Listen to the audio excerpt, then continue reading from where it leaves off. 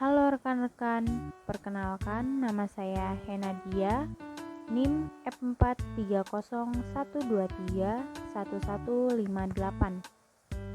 Saya mahasiswa PPG Prajabatan gelombang 1 tahun 2023, Universitas Tanjung Pura Pontianak. Pada kesempatan kali ini, saya akan membahas topik 7 pada mata kuliah Teknologi Baru dalam Pengajaran dan Pembelajaran yang membahas tentang meningkatkan pembelajaran dengan multimedia. Pengertian multimedia. Multimedia adalah penggunaan media yang menggabungkan dua atau lebih seperti teks, grafik, gambar, foto, audio, dan animasi secara terintegrasi dalam konteks pembelajaran. Adapun tujuan dari multimedia adalah merangsang pikiran, perasaan, perhatian, dan minat belajar, sehingga proses belajar terjadi secara sengaja, bertujuan, dan terkendali. Multimedia digunakan untuk mendukung proses pembelajaran, membantu mendalami pemahaman, dan meningkatkan keterlibatan peserta didik dalam belajar. Pemanfaatan multimedia. Yang pertama, memperjelas materi yang dipelajari dan meningkatkan motivasi belajar peserta didik.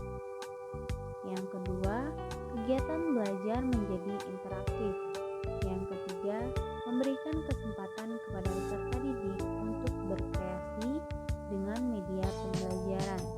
Dan yang keempat, meningkatkan kemampuan peserta didik dalam memecahkan masalah melalui pengalaman langsung.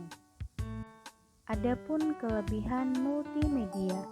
Yang pertama, penyajian informasi dalam berbagai format seperti teks, gambar, audio, dan video dapat membantu peserta didik memahami materi dengan lebih baik. Yang kedua, multimedia dapat meningkatkan kreativitas dan motivasi peserta didik dalam proses pembelajaran. Yang ketiga, multimedia memungkinkan peserta didik belajar sesuai dengan kemampuan, kesiapan, dan keinginan masing-masing, sehingga dapat mendukung pembelajaran yang lebih individual. Yang keempat, multimedia dapat menciptakan kegiatan belajar yang lebih menarik dan interaktif, sehingga dapat meningkatkan kualitas pembelajaran. Penggunaan multimedia dalam pembelajaran juga memiliki kekurangan.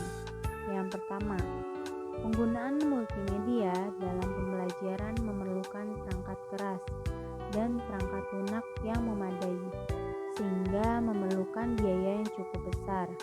Yang kedua, penggunaan multimedia dalam pembelajaran memerlukan keterampilan teknis yang memadai, baik dari guru maupun peserta didik, sehingga memerlukan waktu dan usaha untuk mempelajarinya. Yang ketiga, desain multimedia yang buruk dapat menyebabkan kebingungan, kebosanan, atau pesan yang tidak tersampaikan dengan baik. Cara mengintegrasikan multimedia. Yang pertama, tujuan pembelajaran. Memastikan penggunaan multimedia sesuai dengan tujuan pembelajaran yang ingin dicapai.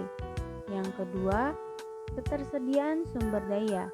Memastikan ketersediaan perangkat keras dan perangkat lunak yang memadai untuk mendukung penggunaan multimedia dalam pembelajaran.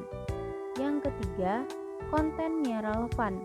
Memilih konten multimedia yang relevan dan mendukung materi pembelajaran. Yang keempat, interaktivitas. Memastikan multimedia yang digunakan memungkinkan interaksi peserta didik untuk meningkatkan keterlibatan dan pemahaman mereka. Yang kelima, kreativitas dan motivasi. Multimedia yang digunakan dipastikan dapat meningkatkan kreativitas dan motivasi peserta didik dalam pembelajaran. Adapun contoh multimedia. Yang pertama, contoh media animasi dan gambar. Melalui media animasi dan gambar, membantu peserta didik memiliki gambaran jelas seperti contoh di atas yang memberikan penjelasan tentang salah satu masalah yang ada di lingkungan. Contoh yang kedua, media video. Melalui media video, peserta didik akan lebih mudah memahami konsep materi yang lebih kompleks, seperti contoh di atas yang menjelaskan tentang bilangan pecahan. Selanjutnya, contoh media audio. Media audio biasa digunakan pada pembelajaran, salah satunya pelajaran bahasa Indonesia, di mana peserta didik diminta untuk menyimak dengan cermat isi dari audio seperti dongeng dan dialog percakapan. Demikian pembahasan dari topik 7. Semoga apa yang saya sampaikan dapat bermanfaat bagi kita semua. Sekian dan terima kasih.